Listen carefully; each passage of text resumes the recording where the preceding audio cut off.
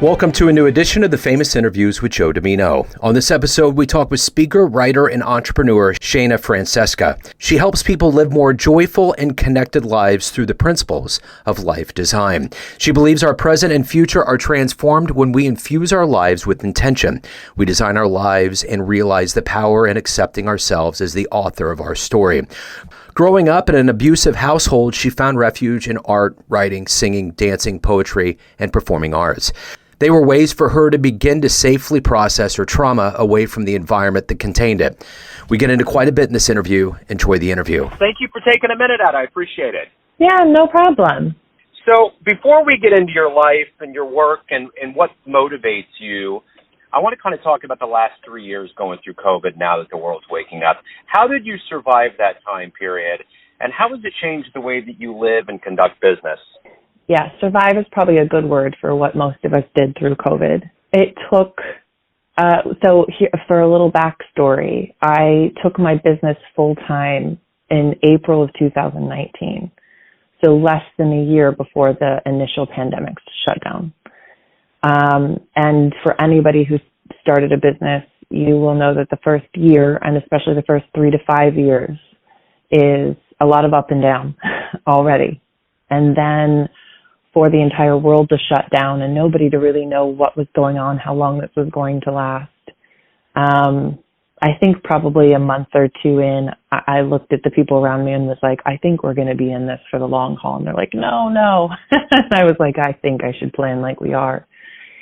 And it took me sitting down and really understanding what was at the heart of why I started my business, what I really wanted to accomplish, and if I needed to change the avenue to accomplish that, right? And so I think just getting curious is what, got me through, getting curious about what was possible. How could I stay connected to the people around me? How could I really continue to serve and, empower my clients? How could I actually do more to empower them in such a difficult moment? It really caused me to dig into what was possible for myself and for my work. So let's get a better handle on what your work is exactly. And I'm going to put you in front of a bunch of third graders at a career day. And one of the kids looks up at you and says, "What do you do for a living?" How would you answer this? I have a 6-year-old niece, so she asks me questions like this all the time. What it is that I do is to help people to feel. I'm just like thinking how I literally word this to a third grader, to feel connected, to feel powerful, and to be able to be themselves. Right? It's really hard to be ourselves. We feel a lot of pressure from the people around us to want to fit in. But fitting in requires us to diminish who we really are. And my work helps empower people to know that there's other people who will accept them for who they are. There's people in this world who will accept them for who they are. And when we work together, we can make the world a safer place and a more beautiful and vibrant and joyful place for all of us. So when you were in the third grade, what was your dream to grow up to become? In the third grade, I wanted to be a ballerina, I think. I wanted to dance. There was also the possibility of it's kind of hard for me to answer that question. I think I grew up in a way that most people did not. I grew up in an evangelical Christian cult. I grew up in an abusive household. So in third grade, there wasn't time for me to worry about dreaming. I was just trying to survive, if I'm being entirely honest. And so my existence, I loved dancing. I wanted to be able to express myself creatively. I loved writing. I thought about being an English teacher and a writer, but mostly I was just trying to survive. So are you happy with the path that you've chosen and your profession, what you're doing now? Oh, yeah. I chose it. I choose it every day. Not everybody grew up, and most people didn't grow up in a difficult environment that I did. It wasn't quite as oppressive, but we all grow up inside of the world that we live in ways that requires and asks and cajoles and forces us to abandon parts of ourselves in service of, conformity, of acceptance, and so on and so forth. And so regardless of the fact that, I experienced extreme versions, we all experience these same oppression of needing to conform, to be accepted and to survive. And so my work really resonates with a lot of people and empowers their creativity. And my work empowers my own creativity, right? Like, I just wrote and published my first romance novel, at the end of last year. And I just was like, hey, I wonder if I can do it. And did it. And so I think, I know that my work focuses on empower people to explore avenues of creativity, experiences, talents, just to try things and to see what happens with no specific outcome desired, right? Because I think a lot of our society requires performance, requires hustle, requires results, requires that you be able to monetize everything that you do. And yeah, that's necessary for survival, but then it also takes all the joy out of things. And so I think, tapping back into our creativity is a significant part of, enjoying our human existence. And also there's inspirations that go into, what was the first book you read that really inspired you to either love reading or want to write at some point? So back in the day, I wasn't allowed to read books that were in direct opposition to my evangelical Christianity as far as my parents were concerned. But I did find ways to connect to books that they hadn't read and they didn't see specifically any harm in them. They weren't reading them ahead of me, thank God. But I think, so I was naturally corralled towards specific authors, but somehow, I found my way into the world of poetry. And I think back to one of the first,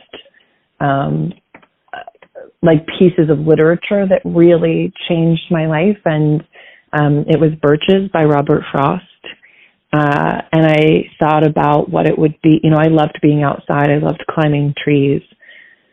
And reading that poem really connected to a sense of freedom for me, the sense of actual freedom that I wanted in my life, and seeing it expressed in a poem form. And I wrote a lot of poetry at the time. And still occasionally do write poetry. It was like someone heard me, saw my private thoughts, right? And I was like, oh, other people feel like this too. And it was my first window into what it is to be human, and what it is to live in a place where you're not oppressed, to not be in an abusive environment, to create space for one another, to create space for ourselves, to just live in a place of freedom and joy. Who's been a role model or a hero for you in your life? Most of them have been authors. They're my mentors. They've kind of become my mentors. I would say Dr. Maya Angelou is very high on the list. I would say that her work has changed my life. I'm constantly coming up against and reading new books. So, throughout the years, different books have inspired me. Most recently, the mentor that's running in my head right now is Mia Birdsong. Her book, How We Show Up, really has been forming my thought patterns and affecting me still months and months later. And I think I'm almost ready to reread it because it's time to go through and reprocess that information. So I'm constantly kind of gathering new mentors in my head that are pushing my perception of reality, challenging what I thought was possible and helping me to see the world in new ways so that I can work with my clients in new and beautiful ways and do the same for them. So if you can meet anybody alive on the planet right now and spend some time with them, who would it be? That's a really good question. I think it would probably be someone like, if it weren't like Mia Birdsong or one of these authors that I'm really sitting with and processing there. I would love to sit with Malcolm Gladwell. I love Malcolm Gladwell. I've read just about everything he's wrote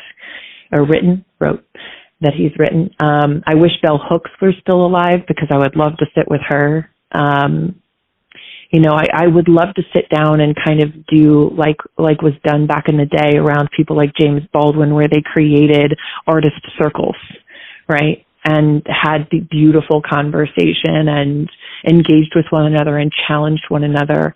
I would love that, like to create that kind of artist community around myself. So coming from a history of trauma, what do you, in your personal philosophy on it, do you believe there's a point where you're sufficiently healed, or is it a continual process? How do you deal with that throughout your life and make sure that you stay healthy? Well, I think it's twofold. I think healing, the kind of trauma that I've been through. So what I have CPTSD. I have complex PTSD, which means that the trauma that I've been through literally rewired my brain and changed the way my body processes. Literally, my heart rate, literally, complex trauma changes physiologically your body and your brain. And so it is a process that I will be healing from, physically and mentally, for the rest of my life.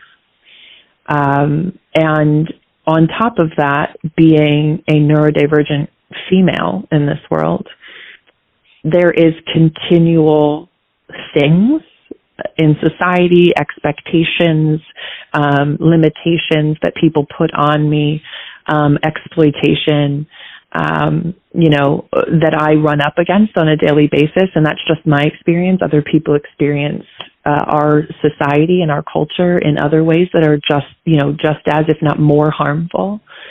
So as much as I'm healing, from my own specific trauma, there's also new things that I'm coming up against. So as much as I wish it were a thing where we could just heal and move forward as individuals, there is new pain to be processing on nearly a daily basis. And so for me, my work is centered around helping us all guide back to our own humanity so we can heal together, so we stop inflicting trauma on one another, right? So we become aware of how powerful we are, become aware that everything we do has a consequence. And when we take ownership of that consequence and are intentional about the way we're navigating through life, we make not only our life better, but each other's life better. And so this is about my individual healing and our collective healing. So I know that it will be a process I'm on for the rest of my life. So, every day we have things that we look forward to, that we want to get done, all of the myriad of ways that we live. What is it that motivates you? What gets you out of bed? What drives you through the day? Tea.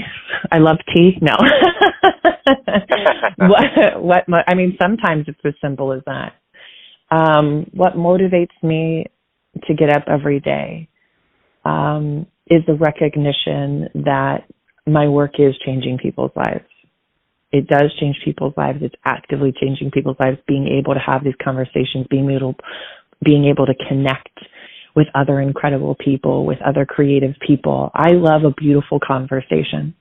I love a beautiful one-on-one conversation or a dinner party where we can sit and we can talk through and we can learn from each other's lived experience.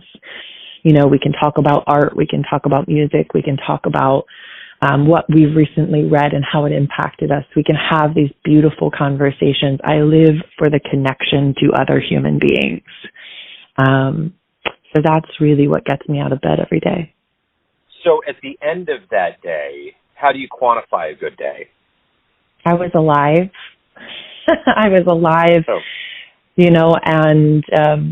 And did I, did I let myself feel all my feelings?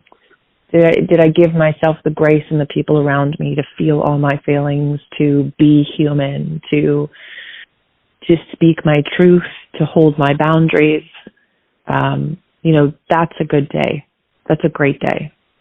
So let's say you have a dream tonight. You run into the younger version of yourself, say in your 20s, and you could give that version of you a piece of advice based on the life you've lived, the wisdom you've gained, the things that you've overcome. What would you tell your young version? First, I would hug her, and I would tell her that she's so brave, and I wish she didn't have to be, but she's very brave, and that she absolutely does not have to listen to other people's opinions about her. She can live her life free, and she doesn't have to take on anybody's labels. She gets to do what she wants. She gets to experience joy and pleasure, and she doesn't have to make any excuses for it. That she should, know that she's going to be okay. Know that her life is meaningful, even if she never accomplishes anything great. That she just gets to exist, and she owes nobody anything. So at this point in your life, what are you the proudest of? When you really kind of lean back and look at everything that you've done and everything you've accomplished, what is it that you're the proudest of? Being able to speak my truth out loud. There's something that for abuse to survive and to exist, it exists in silence. It exists in requiring your obedience to it. It stifles your voice. It removes your boundaries completely. It doesn't allow them. It removes your autonomy and dehumanizes and objectifies you to the place that you don't even remember you have a voice anymore. And you're not even certain that if you had a voice that you'd be safe to use it, because you're not. But ultimately finding my way to a place of physical safety, and then working my way to practicing using my voice. I think about like when you get a new puppy, and that puppy is, at first it's quiet, right? It doesn't bark. It doesn't even know it can bark. And then all of a sudden it starts making noise, and eventually it finds its bark. I look in and I watch my life, and I see it as this growth of I've finally found my bark, and been able to speak my truth, and empowering other people to do the same, because we have so much to learn from each other's lived experiences, and so much that we can and need to change, as a society. And we can do that better when we can truly lean into, understand, and believe each other's lived experience. So finding my voice and helping other people to find theirs is what I'm most proud of. What has been one of the best responses you've either gotten from a client or a reader for your work that you remember that really resonates? Yeah. And it was just such a simple thing. Somebody responded back to a talk and said, that not only did they feel that my perspective and the way that I talked about, life and my work, and it changed their entire life view. It changed everything for them.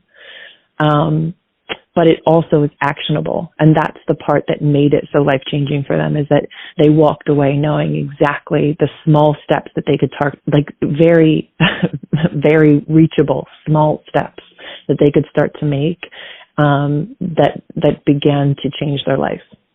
So everyone out there has a perception of you, an idea of who they think you are, your family, your friends, your readers, Sure. your clients, but ultimately you live your life. What's your perception of you? Who do you think you are? I love me. I adore me. I think I'm fascinating. The thoughts that go through my head, the connections that I make. I wake up every day thinking, what connection is my brain going to make today? What beautiful thing is it going to see and understand? What new information am I going to gather that makes all these pieces fall together for this one thing, and my brain's just going to attach to it and be excited by it. I'm continually amused by the way that my brain works, and the connections that I see in the way I analyze information and the way that I'm able to implement it in my life. I think I'm absolutely fascinating. I like that answer. That's great. Shana, if anyone out there wants to get your book, they want to learn more about you, your services, anything related to your world, where's the best place to go? Sure. My website is the best place to connect with me as, a speaker, upcoming workshops, group coaching, one-on-one coaching. That's www.consonate.world. I'm sure it'll be tagged in the show notes. And then if you're interested in my book, in my romance book, you can find it on Amazon. It's currently on Kindle and Kindle Unlimited. My pen name is Maeve Marin, and the book's name is Under My Skin. Wonderful. This has been great. Thank you for opening up. Thank you for your story. I really appreciate it. Good luck with everything. Yeah, thanks, and thanks for having me. Thanks for tuning in to another famous interview with Joe Dimino, where we cover the world of art, literature, business, spirituality, music, and more from around the globe. If you want to hear more interviews, visit the Famous Interviews with Joe Dimino channel on YouTube. You can also find us on Spotify and Apple Podcasts. Thanks again for listening, and until next time.